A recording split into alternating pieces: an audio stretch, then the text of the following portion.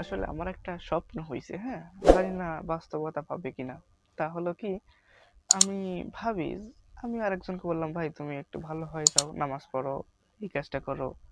ইচ্ছা হলে মানে, ইচ্ছা হলে মানে না। হয়তো যেন সে নামাজ পড়ে কেন যেন কি বড় একটা কাজ করে ফেলাইছে।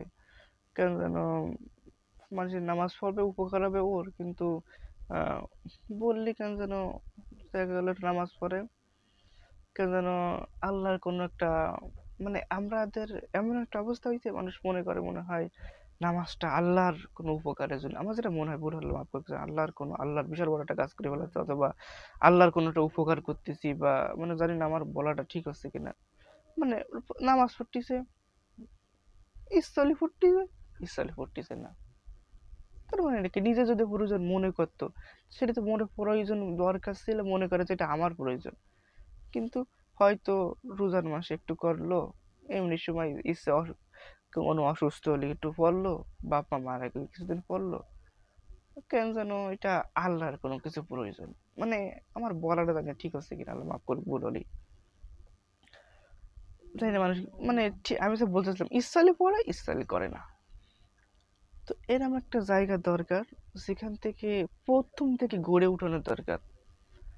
ধরেন ক্লাসে লেখাপড়া করে মানুষ কোরআন হাদিস শেখে, কিন্তু কোন কোন এমন মাদ্রাসায় মানুষ যায়, কিন্তু এমন এমন মাদ্রাসা শিক্ষক আছে অনেকে, শিক্ষকদের ভিতরেই মানে মাইনে চলে হয়তো, এটা ঠিক আছে, কিন্তু তাকওয়া 100% আল্লাহ ভীতি থাকা, এটা আমার জানি না সব 100% শিক্ষক আছে কিনা।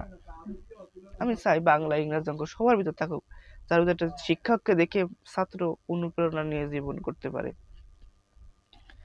তো কি করা যায়, আমি একটু ভাবলাম, মনে হয় তাহলে কি করা দরকার, একটা মাদ্রাসা তৈরি করার দরকার।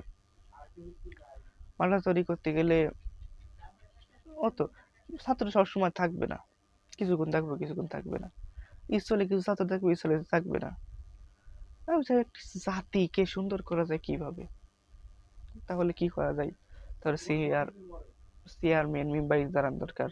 চেয়ারম্যান মেম্বারে দাঁড়ালে কি হবে, যেহেতু বর্তমান গণপ্রজাতন্ত্র, ইচ্ছা হলে তোমাকে রাখবো, ইচ্ছা হলে রাখবো না। এরপরে আমি যে শিক্ষক কিছু রাখলাম, তাই বললো 100% আল্লাহর মতো, আল্লাহর দিন যেমন বলেছিলাম চালাও। ও যদি সরকারি টাকা পায় কি করবে, ওর ইচ্ছে মতো। টাকা আমার সরকার দিছে, তোমার ইচ্ছে মতো আমি চালাবো না, চলো না। আমি ভাবলাম একটা পুরো গ্রামের প্রয়োজন, কি করা যায়, আপনাদের মতামত জানাবেন। একটা গ্রাম মতো মনে করেন, প্রথমের দিকে মোটামুটি আচ্ছা একটু জায়গা কেনা প্রয়োজন। জানি না আমার ইনকাম কিভাবে হবে, ব্যবসা করার দরকার, ভালো করে ব্যবসা ট্যাবসা করে যদি আল্লাহ বরকত দান করে, তাহলে পুরো একটা গ্রাম মোটামুটি ভাবে কেনার দরকার। দেখা গেল যার বাসা আছে বাড়ি আছে, তার জায়গা জমি সব কিনতে হবে। প্রথমে কেনার পরে এক সাইডে থাকবে মাদ্রাসা, এক সাইডে থাকবে কাজ করার ফ্যাক্টরি, এক সাইডে থাকবে মানুষের বাড়িঘর। যার যেই জায়গায় বাড়ি, ওর বাড়ির উপরে ও ট্যাক্স কিছু দিয়ে থাকতে পারবে। চারপাশটি ঘিরা, ওখানে একটা নাম লেখা থাকবে যে, দেখেন এটাকে এইসব সমিতি নিয়ে একটা নাম, ধরেন বিশ্বস্ত হাসান এর সদস্য, ভিতরে যারা বিশ্বস্ত হাসান এর সদস্য।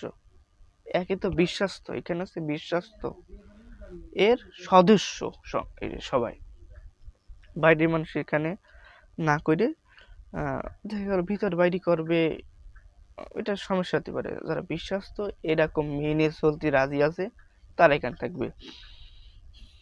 আহ শুধু থাকবে, তাদেরকে বলবো তুমি এখানে থাকো, ঈশ্বরে থাকো, ঈশ্বরে থাকবে না। এই জন্য এখানে কিছু কাজের জায়গাও থাকবে, ইনকাম করার সুযোগও থাকবে। কিন্তু এখানে কারা সুযোগ পাবে, যারাই বিশ্বাস্ত সদস্য তারা সুযোগ পাবে। দেখা গেল এখানে একটা মাদ্রাসা থাকবে, যেখানে ফজর থেকে ঈশা পর্যন্ত তারা খেলবে, তারা ঘুরবে, তারা প্রয়োজনে কার্টুন দেখবে, প্রয়োজনে ইসলামিক গজল গাবে, যাই করবে ইসলামকে সাথে নিয়ে করতে হবে। যখন বলে দেবে এটা কাজ শুরু করে, বলো বিসমিল্লাহ, স্যার থাকবে, শিক্ষক থাকবে। এরপর ওই যে ফ্যাক্টরিতে বিসমিল্লাহ বলে কাজ শুরু করবে। এই যে মানুষজন আছে এদেরকে ফজর থেকে ডাইকে উঠবে, নামাজ পড়ো। অসুখ টুকটাক সার দেওয়া প্রয়োজন, খুব কঠিন না করে টুকটাক সার দিতে হবে। তবে একদম যে আল্লাহকে ভুলে যাচ্ছে, ইসলি ফুটছেন, ইসলি করতেছে, ইসলি করছেন, এরকম থাকলো না। এরকম এরকম এক পাশে থাকবে বাড়ি, সেই পিছন দিয়ে লাইন দিয়ে বাড়ি থাকবে। যে যেরকম জায়গা নিতে যাবে বছর মাস হিসেবে ট্যাক্স দেবে। এই টাকা আল্লাহ রহমত করুক, এই যে টাকা 4-5টা যা আসবে, এই টাকা এখানে থাকুক, যেন আমি নিয়ে আল্লাহ আমাকে, আমি চাই যে আমার আল্লাহ অনেক টাকা পয়সা দিক, যে এখান থেকে আমার না নেওয়া লাগে।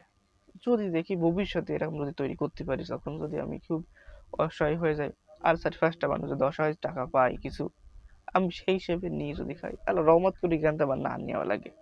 আমার আলাদা ব্যবসা দিয়ে টাকা আসুক, সেটা চাই। আর এইখানে টাকা আমার ছেলে মেয়ে আল্লাহ যদি দিই তাদের জন্য না, এখানে টাকা এখানেই বক্ষণ হোক, মানে এখান থেকে উন্নত হোক, এটা চাচ্ছি। তাহলে এটা গ্রামের মতো হলো, ভালো হলো না? এরকম যদি হয় আপনাদের যদি ভালো আছেন, এরকম যদি হতো, জানি না আমি পারবো কিনা, আমার ভবিষ্যৎ প্রজন্ম পারবে কিনা, তবে এমন হলে ভালো হতো না? এটা তো মানে অনৈতিক কাজ না, অসুবিধা কি? সরকারের আশা করে অসুবিধা হওয়ার কথা না। মানুষ হাজার হাজার বিঘা জমি কিনতেছে, তো এই জায়গায় যদি আহ, বিশ্বস্তের গ্রুপরা কাজ করবে, এর যদি উম, তাহলে এখান থেকে ইঞ্জিনিয়ার তৈরি হলো, এখান থেকে ডাক্তার থাকবে, এর ভিতরে সব থাকবে, কি একটা বিশ্বাসযোগ্য জায়গায় থাকলো। যদি এর বাইরে কেউ কাজ করতে চায়, এখান থেকে একটা সার্টিফিকেট নিয়ে যাবে, বিশ্বাসের সদস্য বাইরে গেছে। তবে এর মধ্যে কাজ করতে গেলে এখানের সদস্য হতে হবে। কিন্তু বাইরের লোক এখানে কাজ করতে পারবে না এই সদস্য না হয়, কিন্তু এখানের লোক এই সদস্য সার্টিফিকেট নিয়ে বাইরে করতে পারবে, যে মানুষ চিনবে যে ওই জায়গার সদস্য, ওইখানের সদস্য মাংস বিক্রি করতেছে, ওইখানে 100% সদস্যের সাথে, ওইখানের সদস্য ডাক্তার, ওইখানের সদস্য ইঞ্জিনিয়ার, ওইখানের সদস্য বাইরে যেতে পারবে সার্টিফিকেট নিয়ে।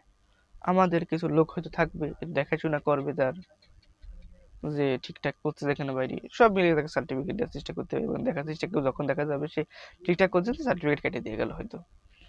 আবার ভিতরে যারা কাজ করবে তারা সদস্য হয়ে ভিতরে কাজ করলো। এরকম হলে কেমন হতো, মানে ভালো হতো, তাই না? এখন আল্লাহ যদি ভালো হয় রহমত করুক, ভুল হলে মাফ করুক।